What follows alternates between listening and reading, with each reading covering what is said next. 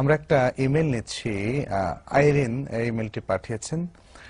তিনি বলেছেন যে রাসূলুল্লাহ সাল্লাল্লাহু আলাইহি ওয়াসাল্লাম তিনি সকল মানুষের কাছে প্রেরিত হয়েছেন এবং সকল ধর্মের লোকদের কাছে তিনি আজও সমাদৃত। তবে তাকে কি সেই দৃষ্টিভঙ্গিতে আমরা ধর্মনিরপেক্ষ বলতে পারি? প্রশ্ন আসে না। রাসূল সাল্লাল্লাহু আলাইহি ওয়াসাল্লাম তো তিনি একটি ধর্ম পৃথিবীতে প্রচার করার জন্য এসেছিলেন, সকল ধর্মকে বাতিল করে দিয়ে আর কোন ধর্ম থাকবে না। আল্লাহর কাছে একটি ধর্মই হলো মনোনীত, এই ধর্মের মাধ্যমেই মানুষ জান্নাতে যাবে, জাহান্নাম থেকে মুক্ত হবে। দুনিয়াতে ওই ধর্ম নিয়েই তাকে বাঁচতে হবে, চলতে হবে, মরতে হবে। সেই ধর্মের নাম হলো ইসলাম। সূরা আলে ইমরান 19 নম্বর আয়াতে আল্লাহ বলেছেন, ইন্নাদ-দীনা ইনদাল্লাহিল ইসলাম, দ্বীন আল্লাহর কাছে একমাত্র ইসলামী। ফালা তামুতুন্না ইল্লা ওয়া আনতুম মুসলিমুন, মুসলিম না হয়ে কিছুতেই তোমরা মৃত্যুবরণ করো না। একমাত্র ইসলাম ধর্মের উপরে। আপনি প্রথম যে কথাটা বলেছেন তার পক্ষে তো আরেকটা আয়াতও আছে, ওয়াল্লাযী আরসালা রাসূলাহু বিল হুদা ওয়া দীনিল হক লিইয়ুযহিরাহু আলা দ্বীনি কুল্লি, সকল দ্বীনের উপরে ইসলামকেই তিনি বিজয়ী করে দেবেন। ওয়া ইয়াকুনু আদ-দীনু কুল্লুহু লিল্লাহ, দ্বীন পুরোটাই একমাত্র হবে শুধু আল্লাহর দ্বীন, অর্থাৎ ইসলাম। তো এখানে আল্লাহর নবীকে ধর্মনিরপেক্ষ বলার তো কোনো প্রশ্নই আসে না। আসলে নবী সাল্লাল্লাহু আলাইহি সাল্লাম তো তিনি এই ধর্ম, ইসলাম ধর্মকে পৃথিবীতে প্রতিষ্ঠিত করার জন্য 29টি বড় বড় যুদ্ধই করেছেন। 450 কমান্ডো যুদ্ধ তিনি পরিচালনা করেছিলেন এবং আমৃত্যু তিনি এই দিনকেই প্রতিষ্ঠিত করার জন্য তিনি মানুষকে শিখিয়েছেন, বুঝিয়েছেন, দাওয়াত দিয়েছেন এবং রাষ্ট্র কায়েম করেছেন। আচ্ছা, একটা দলিল অনেকের কাছে মানে এই বিষয়টাকে হয়তো তাদেরকে বলতে উদ্বুদ্ধ করে যে লাকুম দীনুকুম ওয়ালিয়া দীন, তোমাদের জন্য তোমাদের দিন, আমার জন্য আমার দিন।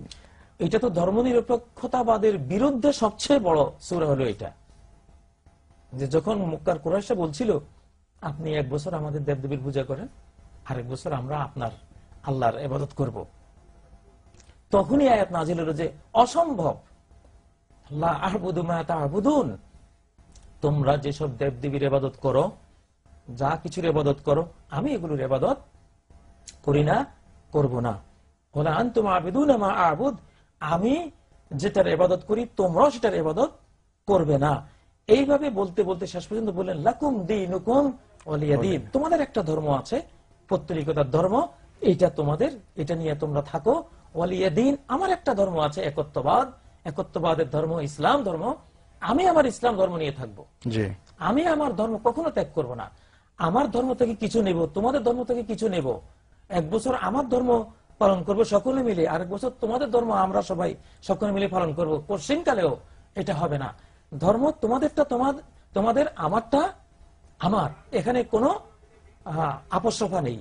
তো এই সূরা থেকে তো বোঝা গেল যে ইসলাম ধর্মনিরপেক্ষতাবাদকে কোনো ক্রমেই সাপোর্ট করে না, যে ইসলাম শুধু ইসলামের কথাই বলে, ইসলাম শুধু ইসলামের কথাই বলে, ইসলাম শুধু ইসলামী, আমি আমার দ্বীনকে পুরোপুরি ফলো করতে হবে। আর রাসূল সাল্লাল্লাহু আলাইহি ওয়াসাল্লামের যে রাষ্ট্র ছিল, মদিনা যে রাষ্ট্র ছিল, সেটা লিখিত সংবিধান ছিল আল কোরআন। সেখানে তো হাতে তৈরি অন্য কোন সংবিধান সেখানে ছিল না, কম্প্রিহেন্সিভ সেখানে সংবিধান ছিল একমাত্র আল কোরআন, তার ব্যাখ্যা ছিল আস-সুন্নাহ। তো এই দুইটাই ছিল ওনার সংবিধান, রাষ্ট্রীয় বিধিবিধান। তো আমাদের যুগে যারা ধর্মনিরপেক্ষ রাষ্ট্র পরিচালনা করে, তারা তো কোরআন ও সুন্নাহকে তাদের আইনের উৎস বানান না। আল্লাহ রাসূলের আইনের সমুদয় আইনের উৎস ছিল কোরআন এবং সুন্নাহ। আর আমাদের রাষ্ট্রগুলির, বিশ্বে আজকাল অনেক রাষ্ট্র আছে, এদের সমুদয় আইনের উৎস হলো তারা যেটা আইন পাশ করবেন সেটা। তাহলে কোথায় আল্লাহ নবীর মদিনা রাষ্ট্র আর কোথায় ওনাদের তৈরি রাষ্ট্র? কোথায় মানুষের আইনে চলা, মন গড়া আইনে চলা একটা রাষ্ট্র, আর কোথায় টোটাল ওহীর জ্ঞানের ভিত্তিতে, কোরআন ও সুন্নাহর ভিত্তিতে একটা আইনও সেখানে মানুষ দেবে না। সম্পূর্ণ আইন সেখানে আসবে আল্লাহ থেকে, আল্লাহ রাসূল থেকে, কোরআন থেকে, সুন্নাহ থেকে। তাহলে এই দুইয়ের মধ্যে তো আকাশ পাতালের ব্যবধান, কোনোদিনও দুইটা এক হতে পারে না, এটা অসম্ভব। জাযাকাল্লাহ খাইর।